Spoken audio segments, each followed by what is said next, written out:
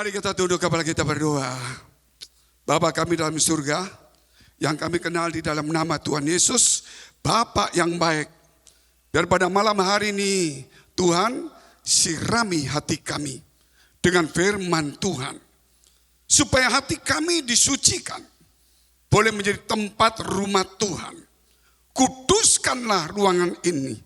Biar kami yang ada di tempat ini Tuhan, boleh Tuhan menyenangkan Tuhan. Boleh menyimpan firman-Mu. Karena firman-Mu Tuhan memberi kekuatan, penghiburan, memberikan masa depan. Dan firman-Mu Tuhan selalu mengangkat kepada kami semuanya. Di dalam nama Tuhan Yesus kami berdoa untuk mereka yang dalam pergumulan, dalam sakit penyakit, dalam pekerjaan, dalam karir, maupun studi dan keuangan. Kiranya Tuhan Engkau segarkan jiwa kami. Engkau pulihkan hati pikiran kami. Biar roh kami menyala-nyala melayani Tuhan. Dan berikan kepada kami kemampuan, iman, supaya kami boleh dipulihkan, disembuhkan. Di dalam nama Tuhan Yesus kami sudah mengucap syukur dan berdoa. Haleluya. Amin. Ya, silakan duduk. Shalom.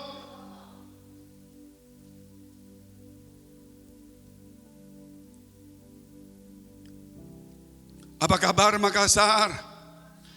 Ya, hari ini hari libur, banyak demo. Tetapi yang pasti kita cari Tuhan.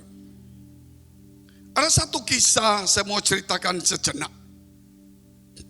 Yaitu suatu hari saya mendapatkan sebuah mimpi dari Tuhan. Saya tidak memaksa saudara untuk percaya atau tidak. Karena tugas saya bukan membuat saudara percaya atau tidak. Tapi tugas saya adalah bersaksi dengan benar. Jadi memang tidak bisa dipaksakan. Percaya atau tidak, itu bukan tugas saya.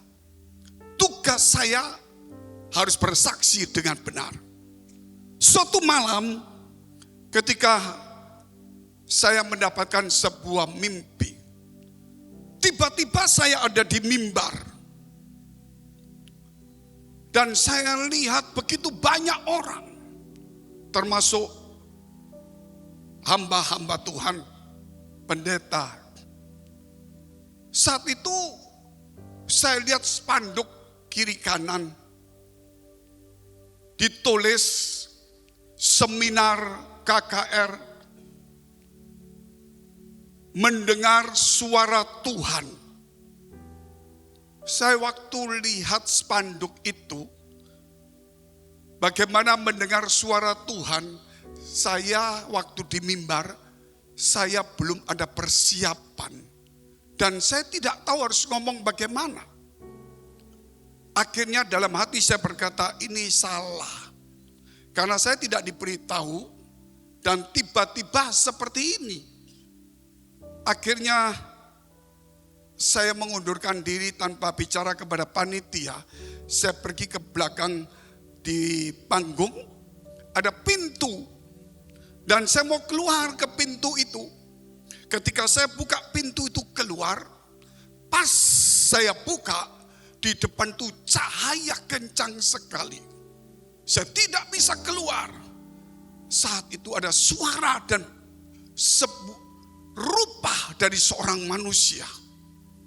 Dan berkata, Fengki, mau kemana kamu? Saya bilang, saya tahu itu Tuhan. Saya berkata sambil menundukkan kepala, Tuhan, saya mau keluar. Kenapa?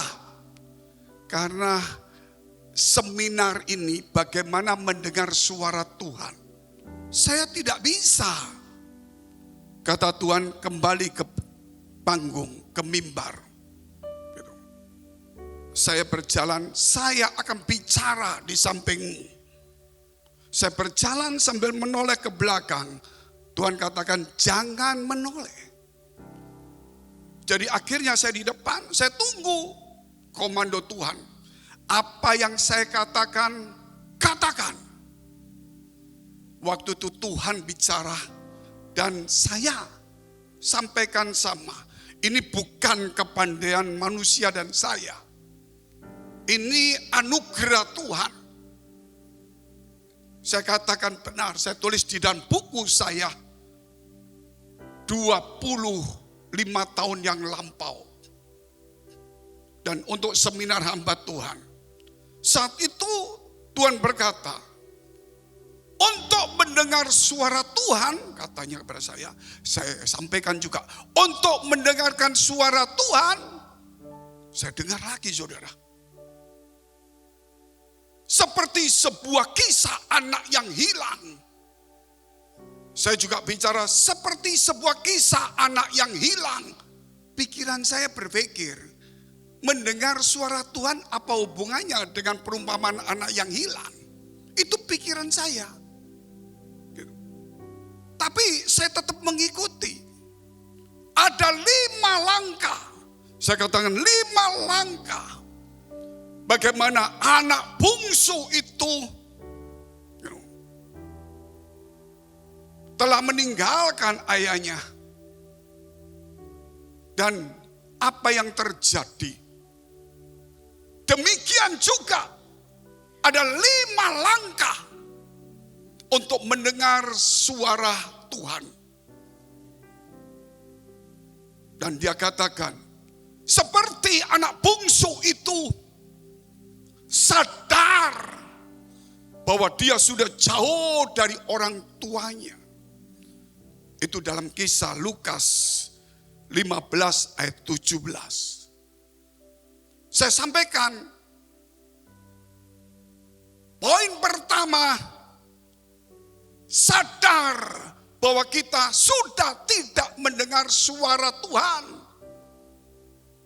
Seperti anak bungsu itu, ketika dia menjual semua hartanya, dia meminta warisan, dan dia berfoya-foya, timbullah kemelaratan, kelaparan, sehingga dia bekerja di sebuah tuan, di tempat peternakan babi. Karena lapar, dia makan ampas-ampas dari babi. Kemudian dia sadar, dan dia mulai ingat, di rumah bapakku tidak seperti ini. Kemudian langkah-langkah selanjutnya. Saya tidak menceritakan poin saya atau tema saya tentang bagaimana mendengar suara Tuhan. Tapi ini saya kasih satu poinnya saja. Yaitu pertama tadi dikatakan bahwa sadar kita sudah jauh dari Tuhan. Kita sudah tidak mendengar suara Tuhan. Kita lebih banyak mendengar suara hati kita. Suara dunia. Suara kekhawatiran, bisikan iblis yang menggoncangkan iman kita. Kita lebih mendengarkan suara teman-teman kita. Kita lebih mendengarkan suara orang banyak. Kita sudah kehilangan hubungan dengan Tuhan. Oleh sebab itu bukan aktivitas kita yang banyak di gereja. Bukan banyaknya seminggu kita ibadah di gereja yang menentukan hubungan kita dengan Tuhan. Bukan karena kita punya karunia yang hebat, menunjukkan kita punya hubungan dengan Tuhan. Tetapi yang menunjukkan kita punya hubungan dengan Tuhan adalah telinga kita untuk mendengar suara Tuhan. Ingat saudara dikasihi Tuhan, ketika Yesus di Taman Getsemani berdoa, kemudian dia ditangkap, dan salah satu dari murid Yesus menghunus pedangnya dan memotong telinga dari yang menangkapnya. Yesus berkata, sarungkan pedangmu. Siapa yang memakai pedang akan mati dengan pedang. Maka Yesus kemudian mengambil telinga itu yang sudah putus, ditempelkan kembali.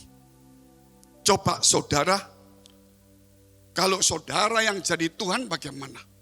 Sudah dikhianati, sudah ditangkap, buat apa menyembuhkan telinga? Ataupun kalau menyembuhkan telinga, nggak usah dipasang di sini, ditaruh di sini aja telinganya. Tapi Tuhan itu penuh kasih. Yang menangkapnya pun dia masih mau menyembuhkan. Dan telinga itu ditempelkan di tempat yang tepat, bukan miring ke bawah. Dia masih mengasihi kita. Saudara coba pikir, apakah Alkitab itu semua terjadi kebetulan? Wah, dipotong telinga. Biasa saja, Pak. Kenapa kok nggak dipotong hidungnya atau tangannya? Kok telinganya? Dan mengapa Tuhan memulihkan kembali telinga itu? Karena telinga itu untuk mendengar firman Allah. Karena telinga itu untuk mendengarkan firman Allah. Mungkin saudara berkata, betul juga. Tapi itu tafsiran. Saudara perhatikan. Sehelai rambut jatuh, Tuhan sudah menghitungnya. Apakah orang pernah menghitung rambutnya?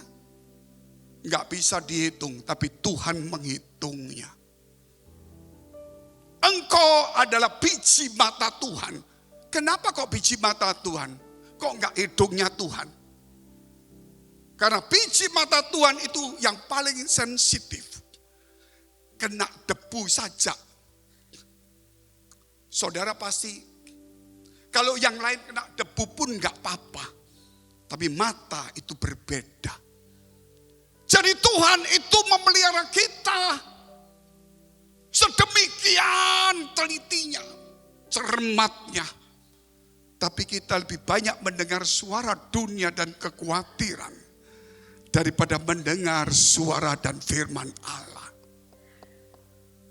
Dia menjaga kita sensitif sekali.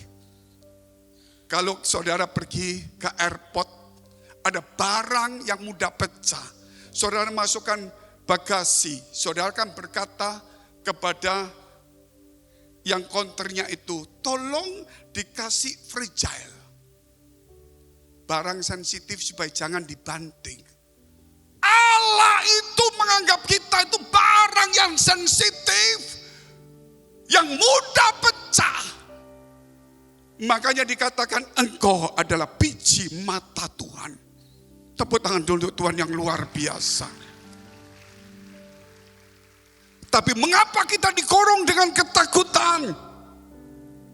Mengapa kita dibelenggu dengan kekhawatiran?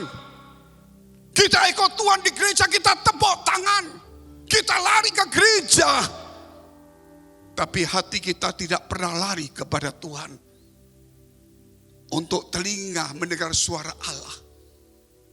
Untuk rambut dihitungnya oleh Tuhan yang kita gak bisa ngitung. Untuk mata yang sensitif Tuhan katakan, engkau biji matanya Tuhan. Tapi untuk mulut, Tuhan gak katakan apa-apa. Tapi dia katakan, taruhlah pisau. Berarti itu kita yang naruh.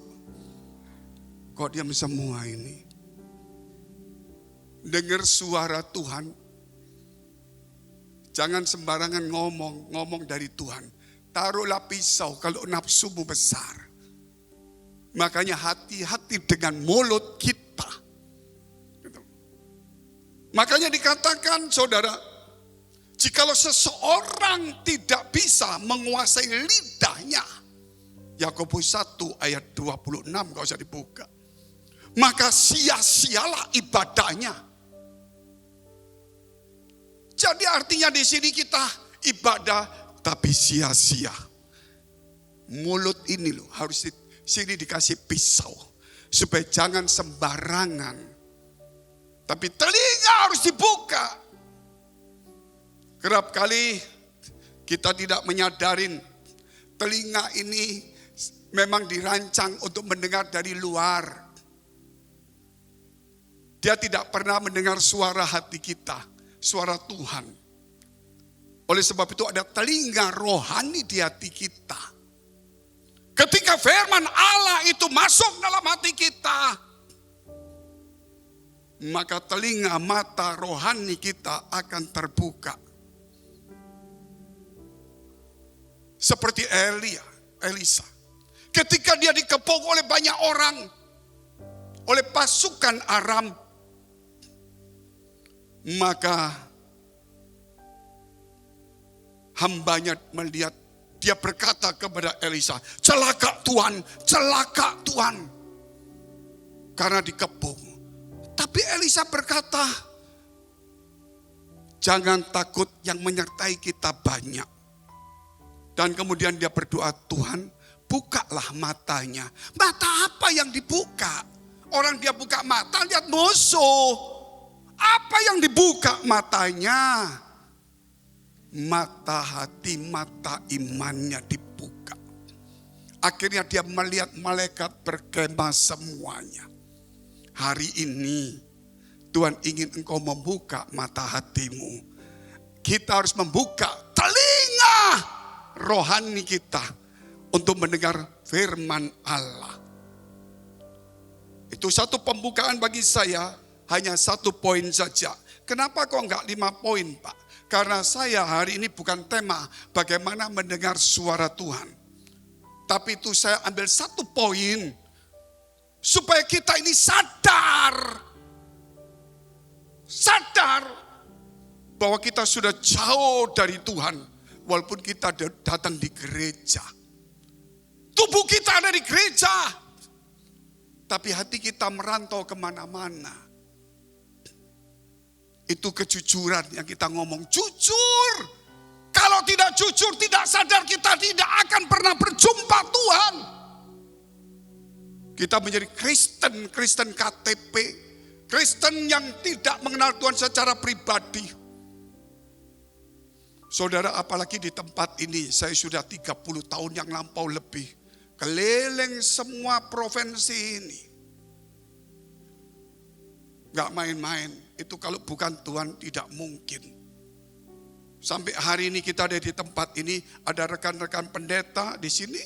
Ada berapa itu saya lihat.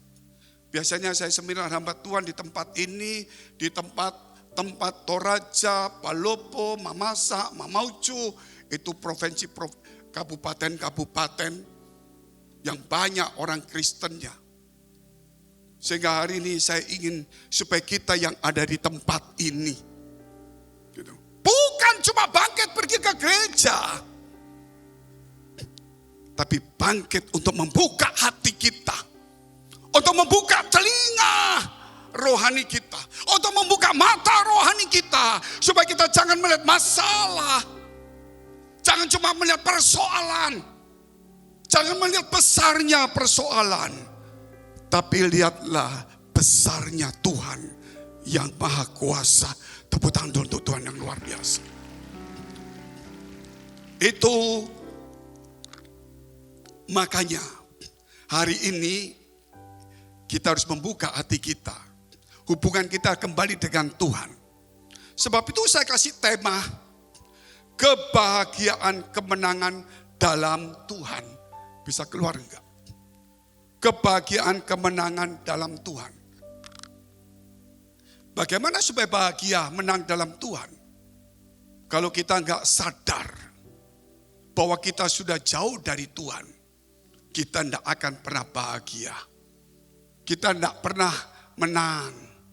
Tapi kalau kita sadar, persoalan banyak, masalah banyak, tantangan banyak, kita tetap bahagia. Dan kita akan memenangkan pertandingan iman itu.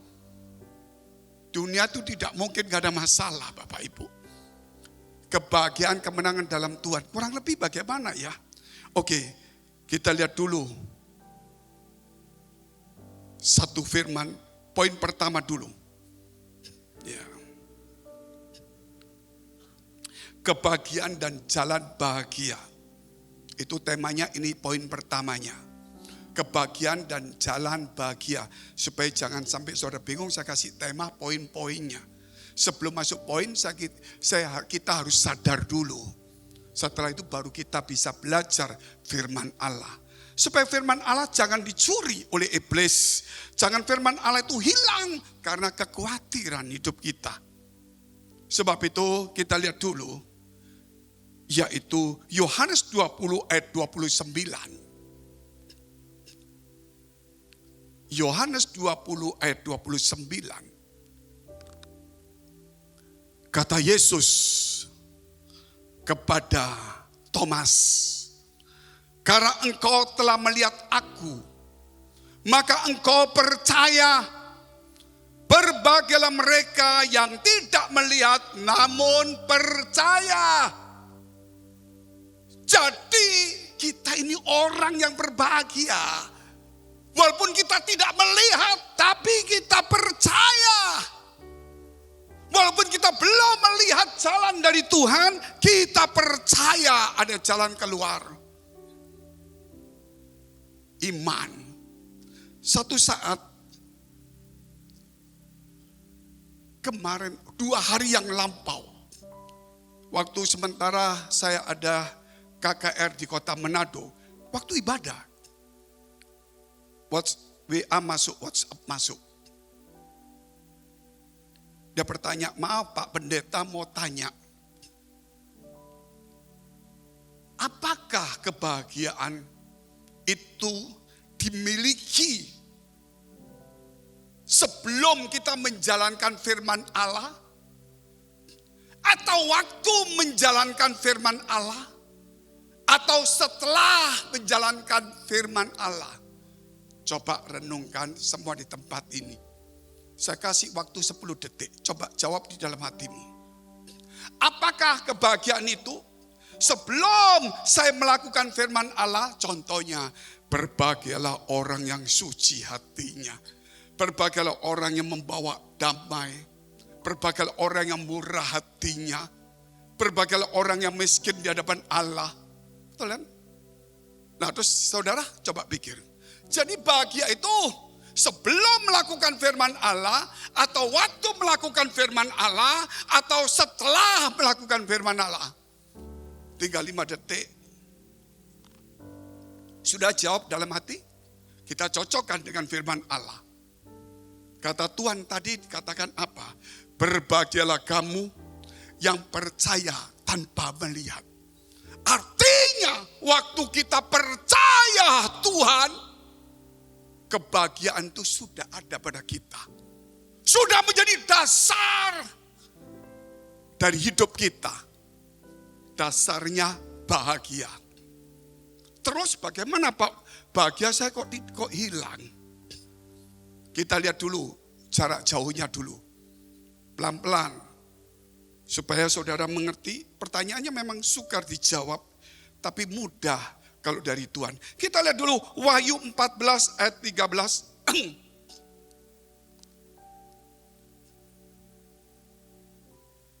Dan aku mendengar suara dari surga berkata, tuliskanlah, berbahagialah orang-orang mati yang mati dalam Tuhan.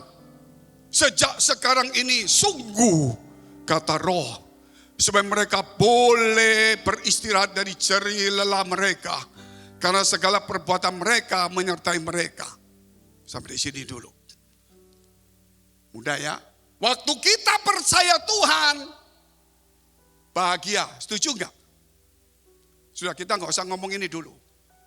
Waktu kita di ujung hidup kita mati, kita disebut bahagia.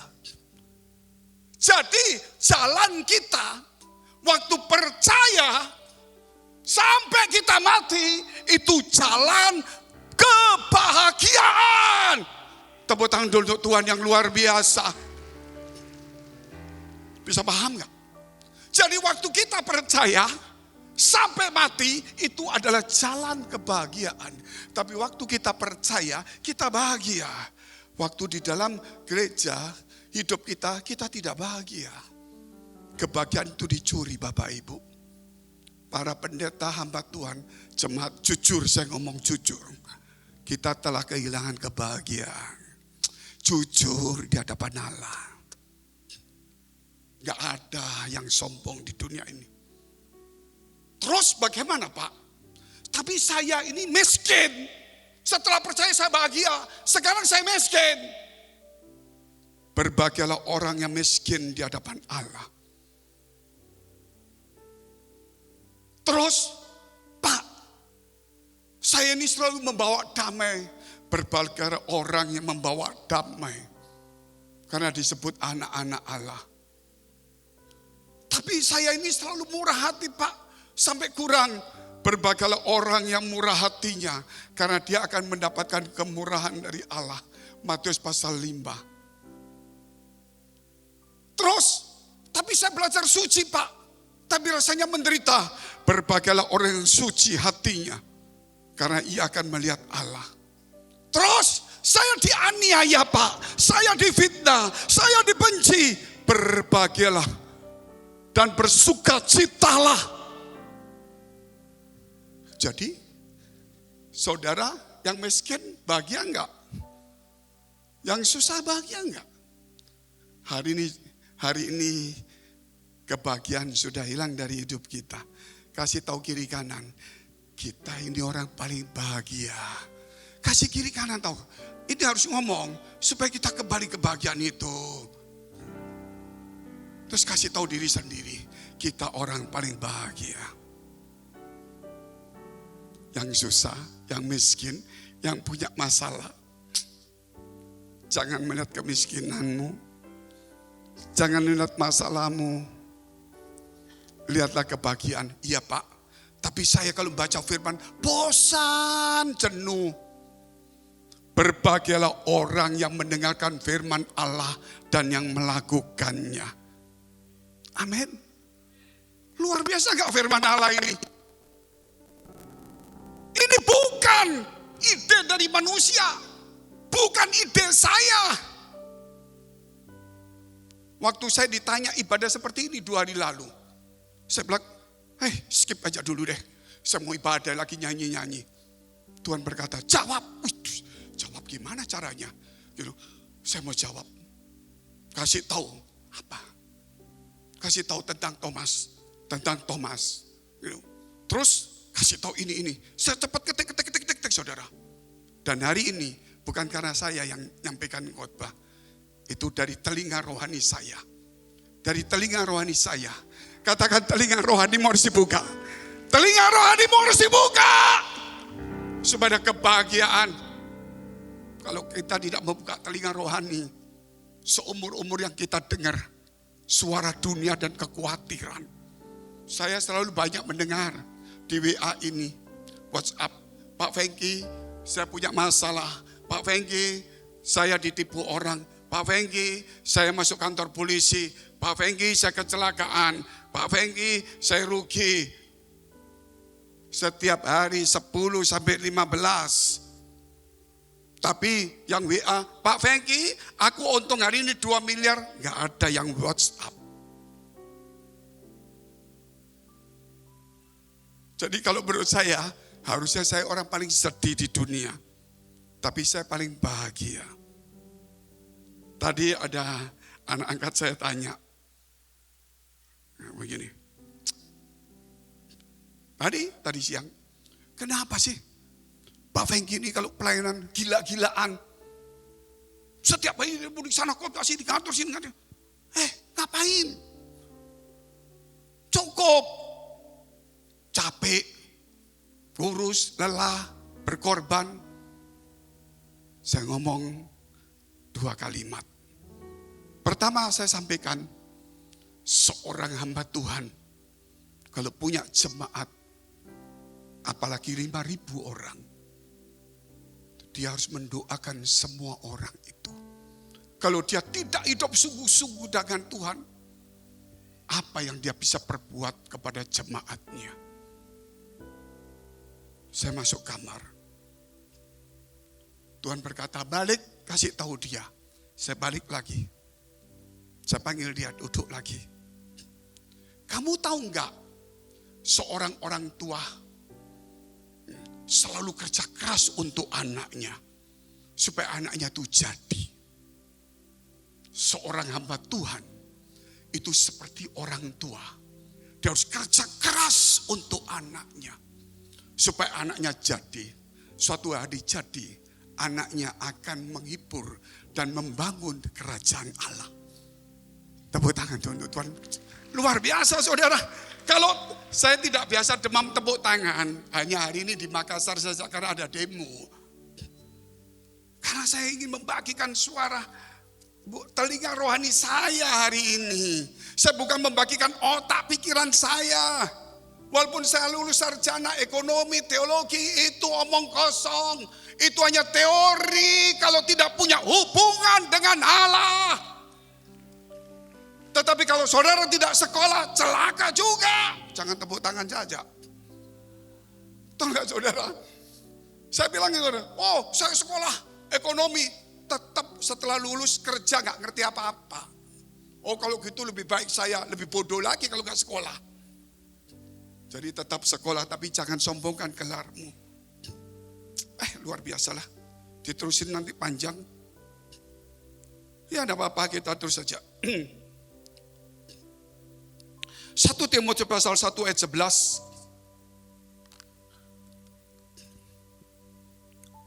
Masih poin pertama. Wih, indah sekali ayat ini. Yang berdasarkan Injil dari Allah yang mulia. Dan maha bahagia. Rasanya saya gak pernah dengar kata maha bahagia.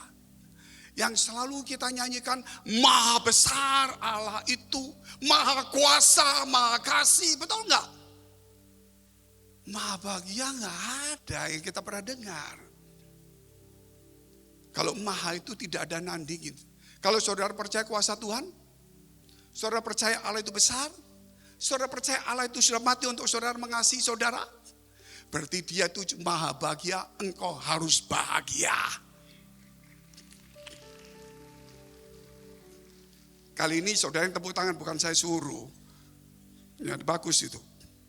Kita lihat Lukas 1 ayat 45, ayatnya banyak kita skip saja. Lukas 1 ayat 45, catat ayatnya baik-baik. Karena ini pertanyaan orang-orang muda yang bukan pendeta, tanyanya sulit-sulit dijawab Bapak Ibu. Kalau pendeta nggak dengar, telinga rohaninya nggak terbuka, nggak bisa jawab. Alkitab segini tebalnya, hafal berapa? Saya paling banyak hafal 1.200 ayat. Gak bisa semua. Mana bisa jawab semuanya. Kalau gak telinga rohani. Tapi Pak Fengki baca Alkitab. Saya baca Kejadian sampai Wahyu. Ceritanya tahu. Tapi kalau hafal ampunlah. Tetapi kalau telinga rohani kita dibuka, kita akan bahagia. Kita akan bahagia. Tinggalkan kesedihan itu. Tanggalkan kesusahan. Buang kekhawatiran.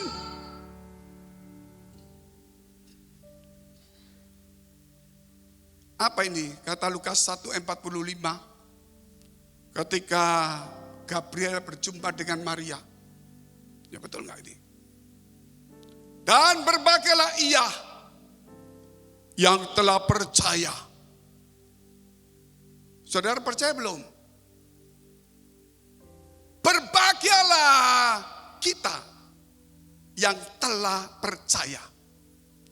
Sebab apa yang dikatakannya dari Tuhan akan terlaksana.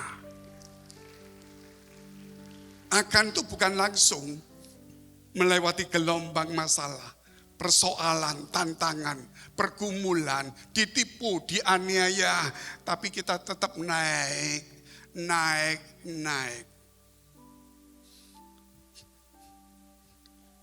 Waktu masih kecil, anak saya kasih ban, tahu ban ya? Yang itu loh, untuk dalamannya ban mobil, kan kalau ditiup kan, sekarang nggak ada mungkin. Dipompa ada bannya. Saya taruh situ. Nak, masuk situ. Enggak Pak, tenggelam. Karena dia lihat bannya pertama sebelum dipompa. Itu itu dilempar, masuk. Setelah saya pompa, dia mulai menggelembung. Ayo masuk. Enggak Pak, tenggelam. Terus saya bilang, tenggelam? Papa sebesar ini. Coba lihat ya. Bannya tak tenggelamkan ke dalam. Saya yang mental naik, saudara. Bannya naik ke atas.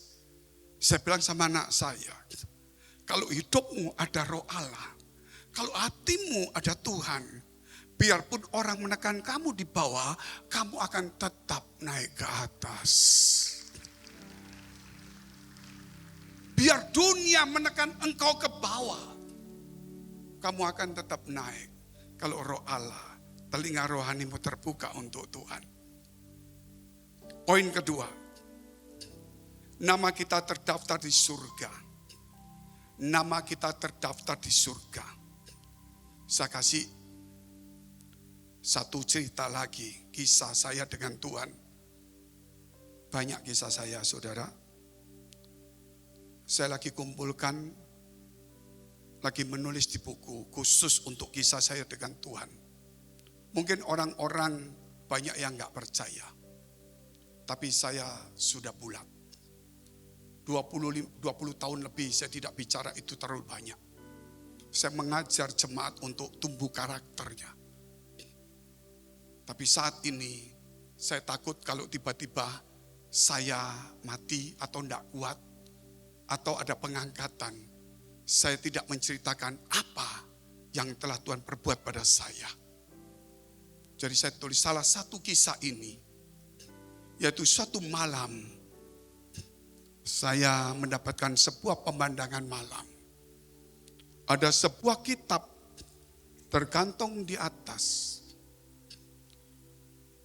Saya lihat kitab itu kemudian turun di depan saya. Dan terbukalah kitab itu. Waktu terbuka saya lihat modelnya seperti ini. Sebelah kanan atas kosong, sebelah kanan di bawah ada dua kalimat. Salah satu kalimat itu adalah nama saudara dan nama saya yang percaya Tuhan. Siapa yang percaya Tuhan, namanya terdaftar di surga. Nama saudara di situ, yang name itu. Terus di bawah itu kalimat. Saya tidak bicara kalimat itu dulu. Terus sebelah kanannya. Sebelah kiri atas dari hadapan saudara ada 7 kalimat. Dan di bawah ada 1 kalimat. Saya mau ceritakan tentang yang sebelah kanan paling bawah. Kalimat apa ya?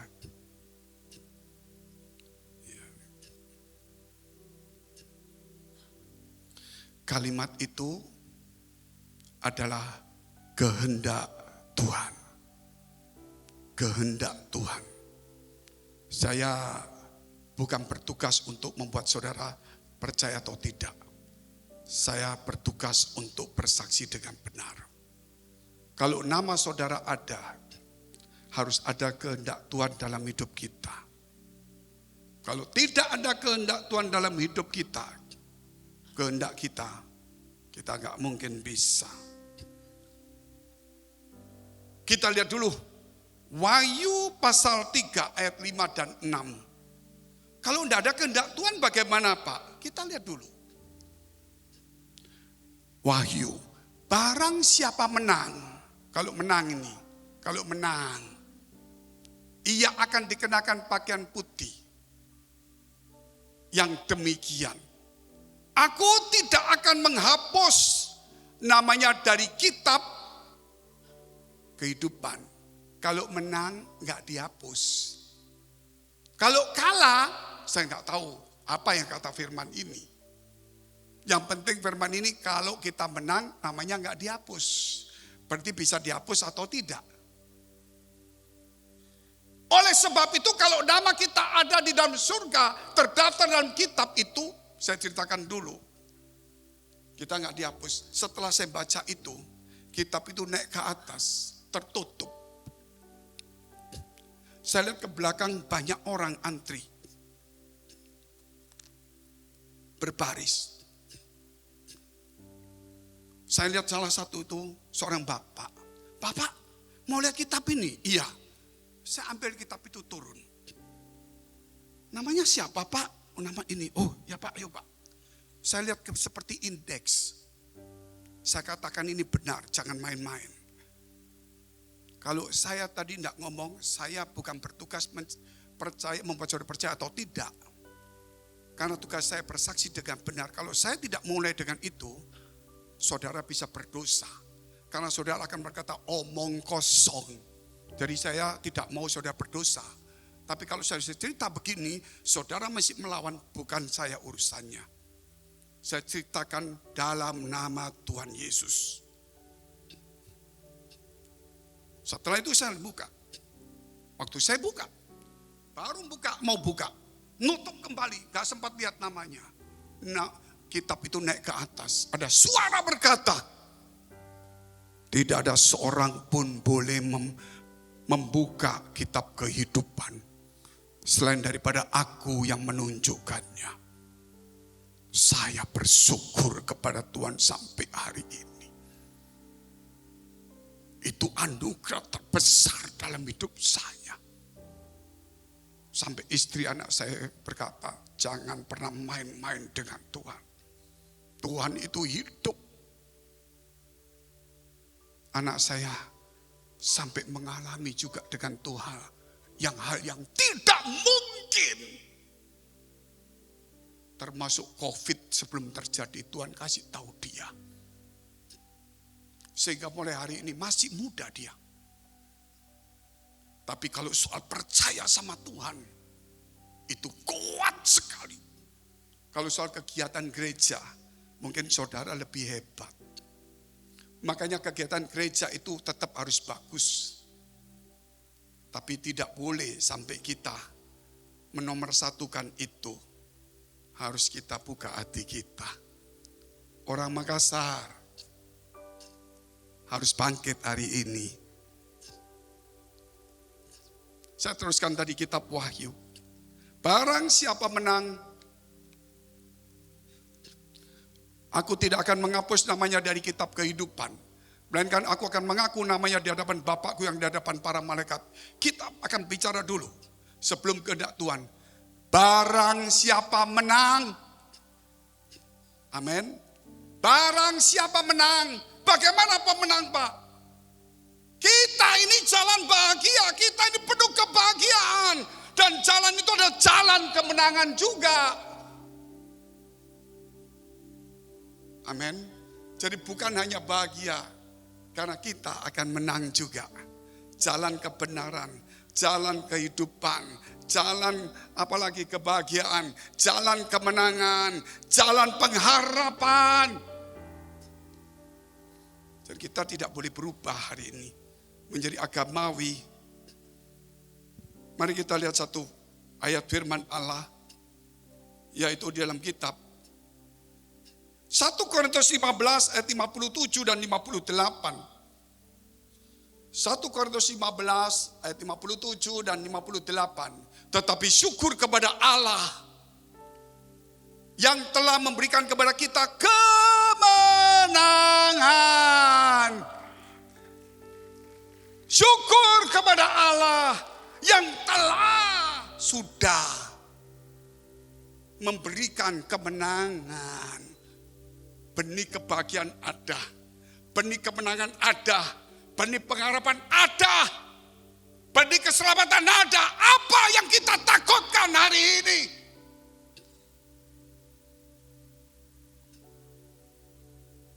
Jangan duniawi lagi. Karena itu semua akan Tuhan berikan. Setan pun bisa memberikannya. Tapi apa yang di dalam yang Tuhan berikan, setan tidak bisa memberikan. Dia bisa memberikan kekayaan, dia bisa memberikan jabatan, dia bisa memberikan karir, dia bisa memberikan yang lain. Tapi kebahagiaan setan tidak bisa memberi. Kenapa tidak bisa memberi, Pak? Karena Allah itu maha bahagia. Amin. Jadi nggak bisa. Tetapi syukur kepada Allah yang telah memberikan kepada kita kemenangan oleh Yesus Kristus Tuhan kita. Jadi kalau kita menang, harus selalu yakin kita menang. Ayat 58. Karena itu saudara-saudara yang kekasih, berdirilah teguh, jangan goncang. Walaupun orang berdiri teguh itu berarti kena goncangan. Saudara, kalau ada gempa bumi, saya pernah mengalami gempa bumi. Waktu gempa bumi, saudara kena goyang ini mau jatuh. Saudara pasti berantakan, Saya kena gempa bumi yang lalu di kota Manado.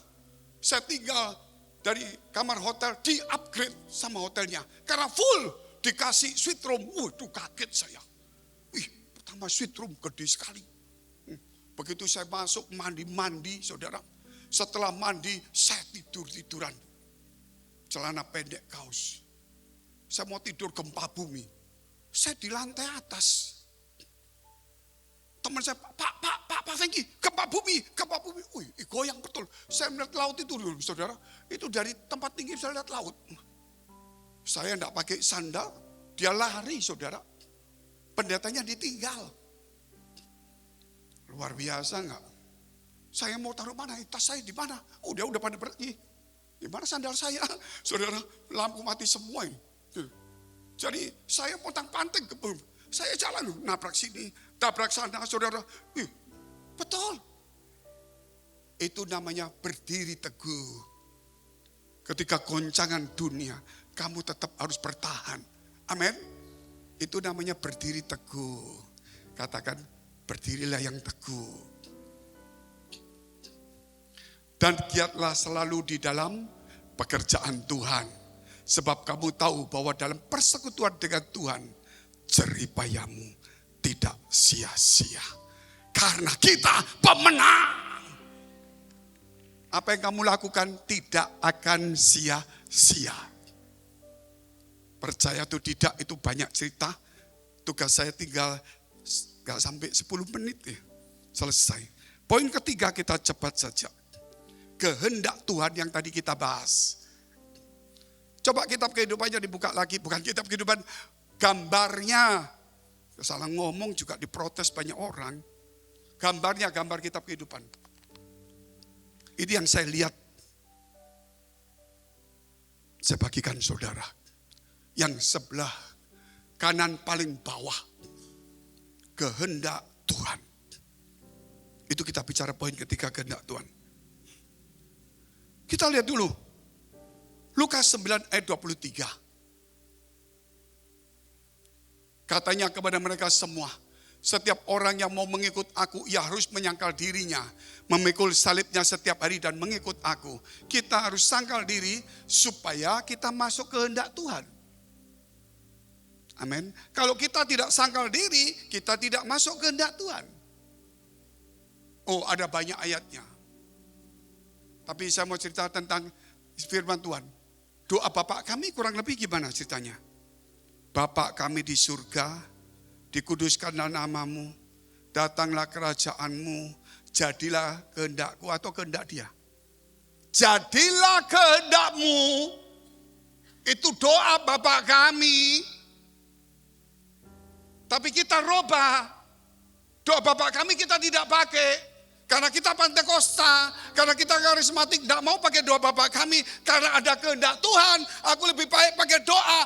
Aku mau minta kaya, mau minta kuat, mau minta apa. Itu salah.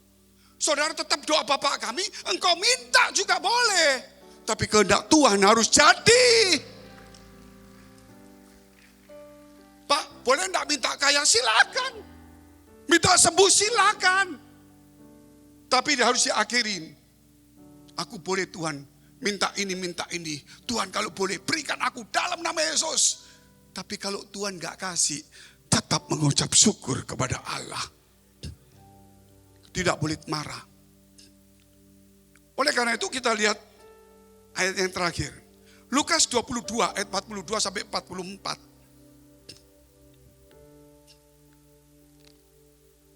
Ya Bapakku, kata Yesus, jikalau engkau mau, ambillah cawan ini daripadaku. Tetapi bukanlah kehendakku, melainkan kehendakmu lah yang terjadi. Sampai di sini dulu. Yesus di Taman Getsemani. Sebelum sampai Golgota, dia berdoa, kalau boleh cawan ini lalu daripadaku. Tapi bukan kehendakku, tapi kehendakmu yang jadi. Berarti ada dua kehendak. Betul ya? Kehendak Tuhan secara manusia. Kehendak Bapa secara. Walaupun dia anak tetap punya kehendak. Bapak punya kehendak, apalagi sebagai manusia. Tapi waktu terakhir Yesus itu yang hebat. Dia masih berkata, kalau boleh cawan ini lalu. Menunjukkan kalau kita boleh minta. Tapi kita harus akhiri. Tapi semua kehendakmu yang jadi. Tapi itu gak gampang. Siapakah kita ini? Apa kita lebih dari Yesus? Oh gak mungkin Pak, saya pasti kuat. Tuhan tunjukkan di hari terakhirnya. Diri kita itu bisa berontak. Makanya ketaatan terus ada. Kita lihat ayat 43 sampai 44. Maka seorang malaikat dari langit menampakkan diri kepadanya untuk memberi kekuatan kepadanya. Ia sangat ketakutan dan makin bersungguh-sungguh berdoa. Balunya menjadi seperti titik-titik darah yang bertetesan ke tanah. Ada darah, semacam darah yang keluar di Taman Getsemani. Darah ini bukan karena benda tumpul, bukan karena benda tajam. Tapi darah ini keluar karena dia melawan kehendaknya sendiri. Getsemani artinya tempat pemerasan buah zaitun. Di situ Yesus menggenapi firman Allah. Kenapa dia pilih Getsemani? Tempat untuk memeras buah zaitun supaya keluar minyak yang murni. Baru kemudian dia pergi ke Golgota. Dicambuk, dicemeti, dipukul, ditendang, dimahkotai duri, dipaku, ditusuk lambungnya, darah keluar. Darah itu menebus kita. Saudara, kita cuma melihat darah yang di Golgota nebus kita. Kita enggak pernah melihat darah yang di Getsemani. Engkau selalu berkata, aku diselamatkan oleh Tuhan. Pernah enggak engkau masuk Getsemani untuk berdarah-darah karena kebentur, keluar darah bisa. Tapi ketika engkau berdoa melawan hawa nafsumu, bisa enggak Tuhan? Jujur ngomong, enggak bisa. Oleh karena itu hari ini Tuhan sudah taruh kita di Golgota. Gak mungkin kita di Golgota karena kita bukan juru selamat. Saudara mati berapa kali mau disalib pun gak akan menyelamatkan orang lain. Tapi yang pernah kita bisa masuk bukan Golgota. Yang kita bisa masuk adalah Getsemani. Supaya kita diperas. Mari kita bangkit berdiri, kita mau berdoa kepada Tuhan. Kau memberkati kami semua di tempat ini. Engkau menyucikan hati pikiran kami. Tuhan, kesadaran itu perlu ada dalam hati kami. Sadar kami sudah jauh daripadamu. Kasih semula sudah hilang. Yang ada cuma kewajiban, rutinitas, beban, ketakutan, kekhawatiran, kecemasan. Tuhan, karena kami tidak mempunyai telinga rohani, kami tidak pernah membuka mata rohani kami, sehingga kami selalu mendengarkan suara bisikan orang lain. Sehingga kami hanya melihat bencana malapetaka. Tapi hari ini kami membuka telinga rohani kami. Kami membuka mata rohani kami. Kebahagiaan adalah jalan yang sudah Engkau persiapkan bagi kami. Dari kami percaya sampai mati. Perjalanan kami adalah kebahagiaan. Apapun yang kami hadapi, miskin, susah, teraniaya, kami harus masuk Getsemani. Tapi tetap kami adalah orang yang bahagia. Buat anak-anak muda di tempat ini, supaya belajar bayar harga kepada Tuhan. Supaya kekristenan boleh berubah, bukan karena sejuta orang, tapi karena 12 murid Tuhan dan 70 muridmu mengubah dunia. Yang ada di tempat ini lebih dari cukup. Biar menggoncangkan kota ini.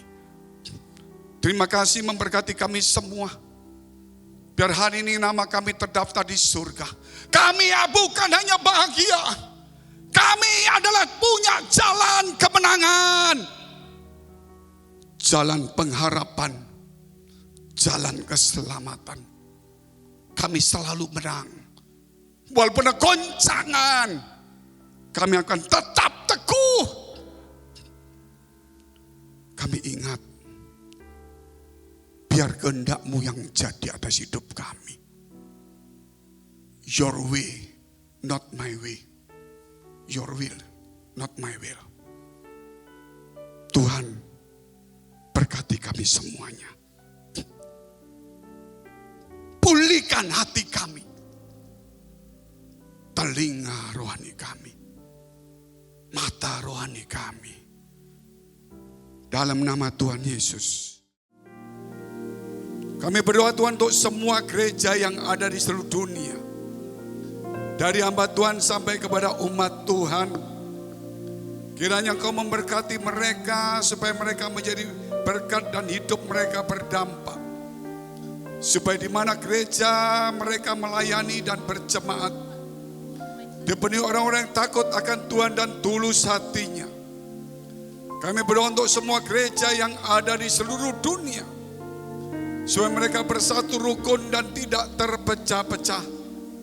Supaya dunia percaya Yesus adalah Tuhan bagi kemuliaan Allah Bapa di surga. Demikian gereja di mana kami, Engkau percaya menggembalakannya. Gereja Blessing and Spirit. Kami berdoa untuk setiap persembahan yang telah dipersembahkan umat-Mu. Kiranya menjadi rupa yang harum di hadapan Tuhan. Engkau memberkati segala pekerjaan, rumah tangga, kesehatan, sampai juga ke anak cucu iman rohani kami semuanya. Biar kebajikan kemurahan Tuhan selalu menyertai kami semuanya. Mari dekapkan kedua tanganmu di dadamu. Karena untuk menerima berkat itu mudah dan pasti. Kalau Tuhan membuka pintu, tidak ada satupun yang bisa menutupnya. Kalau Tuhan menutup, tidak ada satupun yang bisa membukanya. Kalau Dia memberkati, tidak ada satupun yang bisa menahannya. Tapi kerap kali hati kita tidak tahan uji, menjadi kekir, sombong, sibuk, dan lupa akan Tuhan. Sebab itu firman Tuhan berkata, Amsal 4 ayat 23, jagalah hatimu dengan penuh segala kewaspadaan, karena dari situlah terpancar kehidupan. Jadilah berkat dan terimalah berkat rahmat anugerah dari Allah Bapa di surga, di dalam Putra Tunggalnya Yesus Kristus, yang telah mati bagi dosa-dosa kita dan bangkit pada hari ketiga, sehingga kita punya Tuhan Allah yang hidup, dan iman kita bukan kepada yang Tuhan yang mati. Dan Dia naik surga menyediakan rumah bagi kita, sehingga kita punya pengharapan yang pasti. Dan Dia akan datang kedua kali menjemput gereja jemaat dan umatnya yang berjaga-jaga kudus, dewasa dan bijaksana, serta menghakimi dunia di dalam persekutuan dengan Roh yang Kudus, membuat hati kita berkobar-kobar, roh kita menyala-nyala, sehingga kita senantiasa di dalam kasih semula kepada Tuhan. Roh yang Kudus menghibur, menguatkan, memelihara, menginsafkan, menyucikan, menguduskan, membuat kita bersaksi tentang Tuhan mulai hari ini sampai selama-lamanya. Mari kita akhiri dengan doa yang diajarkan Tuhan Yesus pada kita. Bapa kami yang ada di surga, dikuduskanlah namamu, datanglah kerajaanmu, jadilah kehendak-mu di bumi seperti di surga. Berikanlah kami pada hari ini makanan kami yang secukupnya, dan ampunilah kami akan kesalahan kami, seperti kami juga mengampuni orang yang bersalah pada kami. Dan janganlah membawa kami ke dalam pencobaan, tetapi lepaskanlah kami daripada yang jahat. Karena Engkau yang punya kerajaan dan kuasa dan kemuliaan sampai selama-lamanya. Amin. Silakan duduk saudara.